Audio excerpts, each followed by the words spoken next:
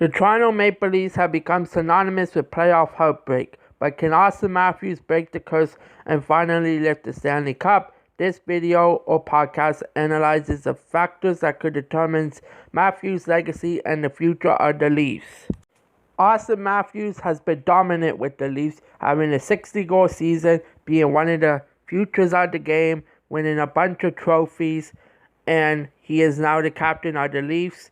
He has impacted the Leafs along with John Tavares and William Nylander, and they have built a continuous success on making the playoffs.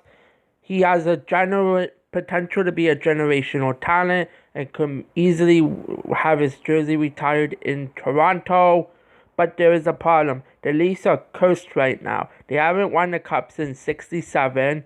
They haven't made it to a Stanley Cup final since '67. They only made it past the first round once, I think.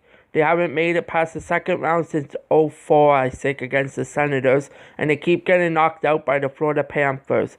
There is a lot of pressure on the Maple Leafs right now with high expectations, as they are one of the heavy favorite team and have a lot of media scrutiny being an original six team and being in Toronto. Also, the Eastern Conference and the Atlantic Division is going to be getting tougher in the coming years with the resurgence of the Montreal Canadiens and the Buffalo Sabres, if they can ever get their stuff together, and the Ottawa Senators with Tkachuk and all their young talent, and even with the Detroit Red Wings, if they could complete their rebuild. So maybe there'll be more competition in the Atlantic Division, so maybe the Leafs won't even make a playoffs in the coming years. Also, the Eastern Conference is really tough right now. You saw the Capitals with Ovechkin. The Hurricanes are still good. The Rangers should be good in a couple years. And the rebuild of the Islanders is just commencing with the #1 overall pick. And now the Eastern Conference is tougher.